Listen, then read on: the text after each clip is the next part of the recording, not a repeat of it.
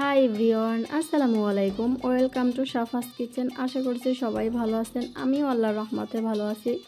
দীর্ঘ অনেকদিন পরে আজকে তো রমজান স্পেশাল ইফতার রেসিপি তৈরি করে দেখাবো। ডিম পকোড়ার রেসিপি, যেটা আপনারা ইফতারে খুব সহজেই অল্প সময়ে তৈরি করে নিতে পারেন, আর খেতে কিন্তু অসম্ভব মজার হয়। যেমন ক্রিস্পি তেমনই মজার। তাহলে চলেন দেরি না করে দেখে নেন। এখানে আগে থেকে আমি 3টে ডিম সিদ্ধ করে রেখেছি। এখন ডিমগুলোকে আমি ছোট পিস করে কেটে নিব। দেখতে পাচ্ছেন খুব সুন্দরভাবে কেটে নেওয়া হয়ে গেছে। সাইড করে রেখে একটা বলে দিয়ে দিলাম 1 কাপ পরিমাণে পেঁয়াজ কুচি, তারপর লবণ, কাঁচামরিচ কুচি, হলুদ, মরিচ, ধনিয়া অল্প করে, আর ম্যাগি মশলা অল্প পরিমাণে দিয়ে দিলাম। এখানে দিলাম বেসন আর কর্নফ্লাওয়ার। আপনারা বেসন আর কর্নফ্লাওয়ার পরিমাণ করে দিয়ে দেবেন। তারপরে শুকনো উপকরণগুলো কিন্তু আমি আগে একটু মিশিয়ে নিলাম। তারপর অল্প পানি দিয়ে কিন্তু এই ডোটাকে তৈরি করে নিতে হবে। বেশি পানি দেয়া যাবে না, সেই জন্য অল্প অল্প করে পানিটা দিয়ে খুব শক্ত একটা ব্যাটারের মতো তৈরি করতে হবে। শক্ত, যাতে আপনার পাতলা না হয়ে যায়, খুবই শক্ত করে ব্যাটারটা তৈরি করতে হবে। দেখতে পাচ্ছেন আমার কিন্তু তৈরি করে নেওয়া হয়ে গেছে। এই হাতের আমি অল্প পরিমাণ এখন হাতে নিয়ে নিলাম।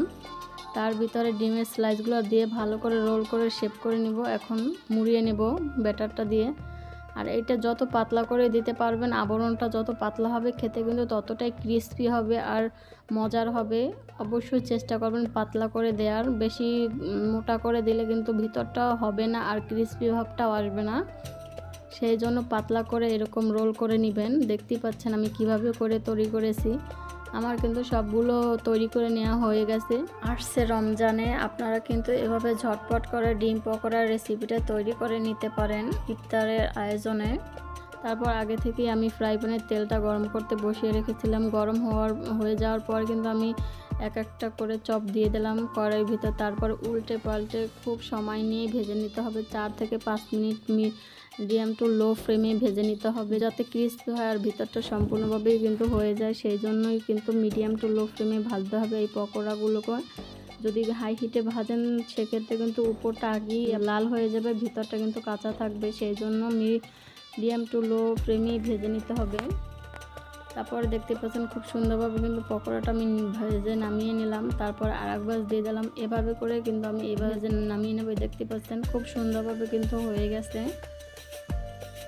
আশা করছি আসছে রমজানে আপনাদের কাজে আসবে। খুবই ঝটপট করে লোভনীয় এই ডিম পকোড়ার রেসিপিটা তৈরি করে খেতে পারেন। বাচ্চারা কিন্তু অসম্ভব পছন্দ করে।